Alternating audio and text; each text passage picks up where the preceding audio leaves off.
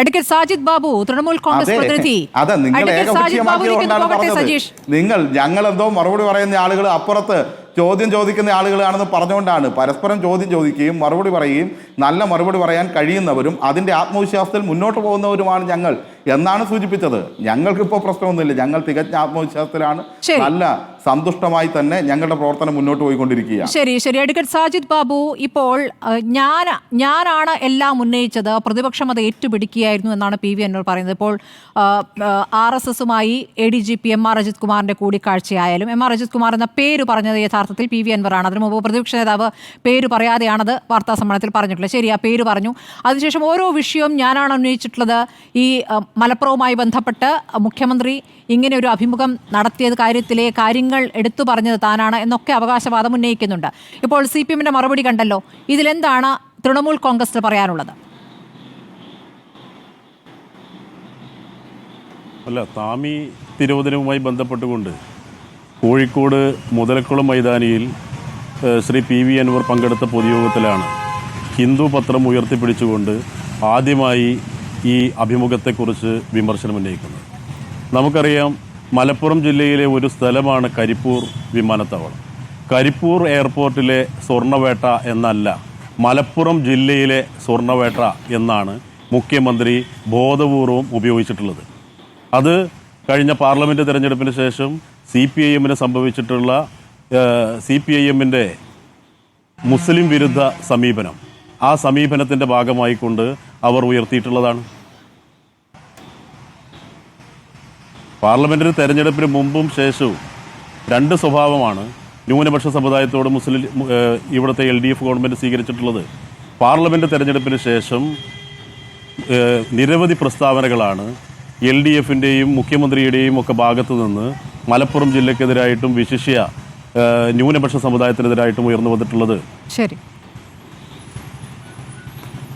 LDFുമായി ബന്ധപ്പെട്ട നിങ്ങളുടെ സമീപനം അതാണ്. ഇനിയിപ്പോൾ UDFുമായി ബന്ധപ്പെട്ടാണെങ്കിൽ VD സതീശനെ പുറത്താക്കിയാൽ ഞാൻ അങ്ങ് ശരിയാക്കി തരാമെന്ന് PV അൻവർ പറയുന്നതിലെ ആത്മവിശ്വാസം എന്താണ് അഡ്വക്കേറ്റ് സാജിദ് ബാബു?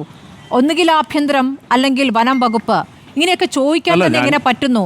യഥാർത്ഥത്തിൽ ഈ രാഷ്ട്രീയ കളത്തിൽ ഒരു പരിഹാസ്യ കഥാപാത്രമായി അൻവർ മാറുന്നുണ്ടോ എന്നൊരു സംശയം. ഒരിക്കലുമില്ല.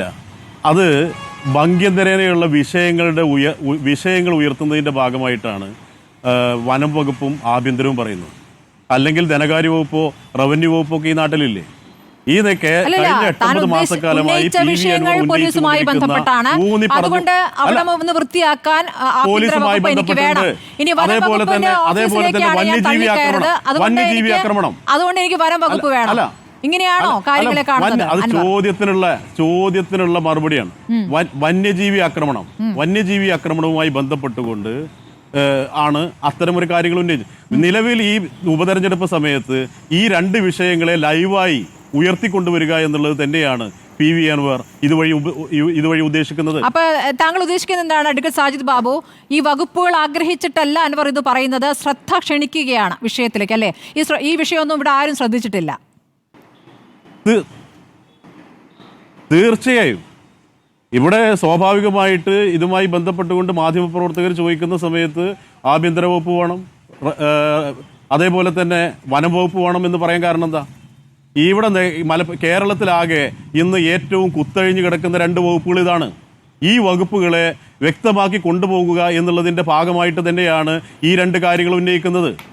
അതേപോലെ തന്നെ പിണറായി വിജയനും VD സതീശനും ഒക്കെ ആകെ RSSുമായി നിലനിൽക്കുന്നുകൊണ്ടിരിക്കുന്ന ഈ പൊളിറ്റിക്കൽ നെക്സസ് ഉണ്ട് കേരളത്തിൽ. ആ പൊളിറ്റിക്കൽ നെക്സസിനെ സാജിദ് ബാബു, ഇതിനൊക്കെ എവിടെയാണ് തെളിവ്?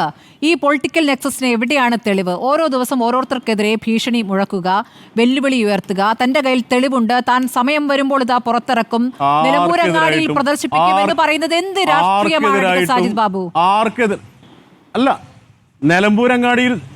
നിലമ്പൂരങ്ങാടിയിൽ ഇതിനു മുമ്പ് മുഖ്യമന്ത്രിക്കെതിരെ വാർത്താ സമ്മേളനം നടത്തിയ സമയത്ത് ലൈവായിട്ട് അവിടെ TV പ്രദർശിപ്പിച്ച് കാര്യങ്ങൾ വ്യക്തമാക്കിയിട്ടില്ല.